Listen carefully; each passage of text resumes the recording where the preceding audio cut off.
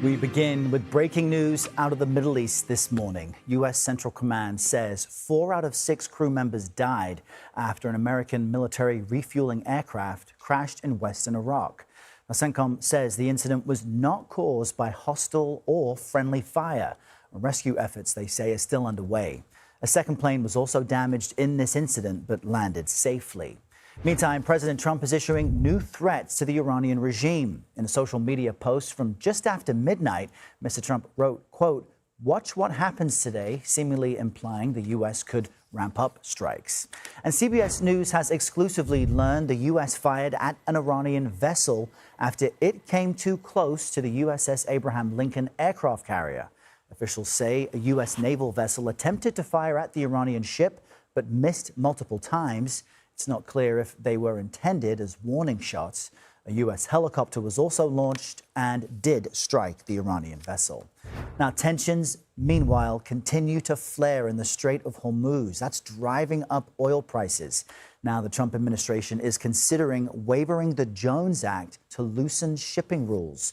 That 100-year-old statute requires goods shipped between U.S. ports to be carried on ships that are U.S. built, flagged, and crewed. Despite the surge in fuel prices, though, President Trump is touting military success in Iran. The situation with Iran is moving along very rapidly. It's doing very well. Our military is unsurpassed. There's never been anything like it. Nobody's ever seen anything like it. And we're doing what has to be done. CBS News correspondent Natalie Brand joins us live from the White House with more on this. Natalie, good morning. What are we learning about this breaking development about lives lost from this military plane crash in Iraq? Yeah, U.S. Central Command put out this new update early this morning and noted that rescue efforts are continuing, but the statement says that 4 of the 6 crew members on board the plane that went down have been confirmed dead, sadly.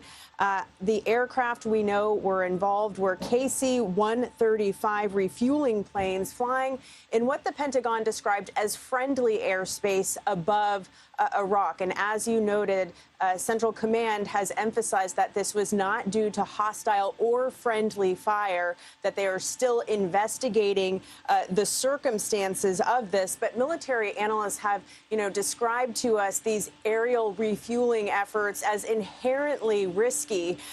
And U.S. officials have told CBS News this morning that they believe the incident may have involved a midair collision. But again, they are still investigating. We should note the second aircraft involved did land safely, according to the military.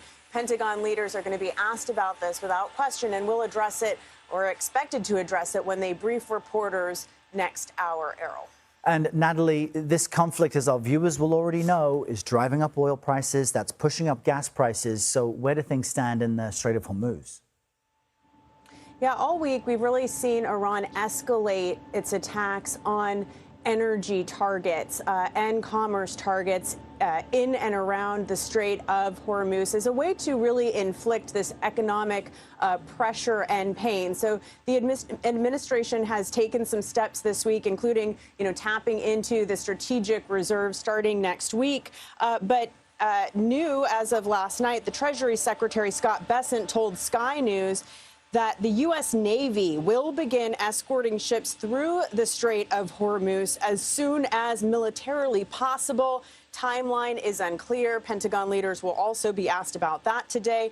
And Treasury Secretary Bessent on social media announced that Treasury will provide temporary authorization to permit countries to purchase Russian oil currently stranded at sea, saying it will apply only to oil already in transit and will not provide significant financial benefit to the Russian government. Now, critics of this move have already slammed it, saying it will prolong the war in Ukraine. And remember, there were these reports, Errol, that Russia was providing Iran with intelligence about U.S. military targets.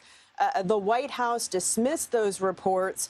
But the administration's critics over on Capitol Hill, they've also pointed out the increasing costs of this military operation. Take a listen. Donald Trump ran for office saying he would lower costs on day one. Sure hasn't done that. And he also said that he would be a president not to start wars, but to make peace, and that's what constituted America first.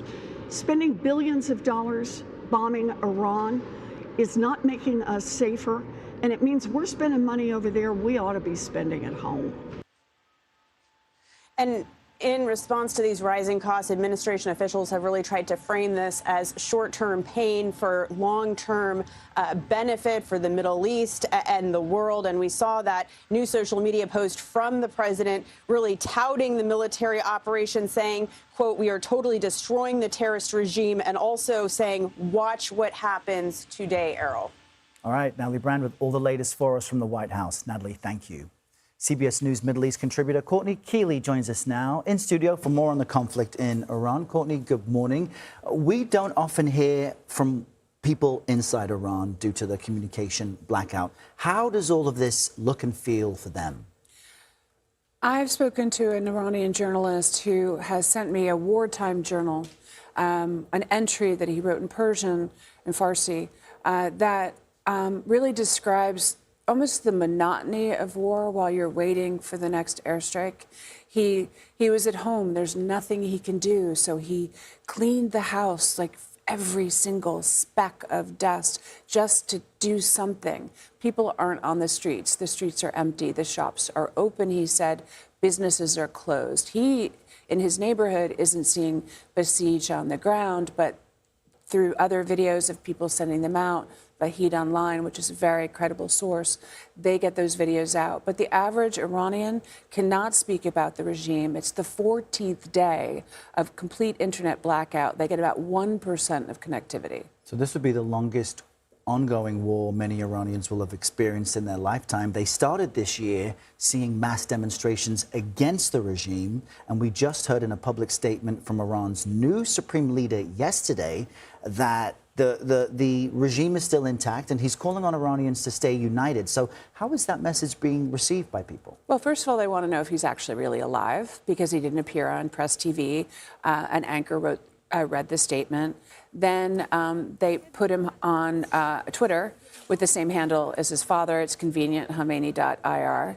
And there's like a billboard that I saw in a video that says, "The hand of God has become evident. Khomeini has become young." It was like the son's picture. But they don't really trust that he's not only not speaking for Iranians, but they don't know where he is. They don't know what he's doing. And he's never been that public a figure.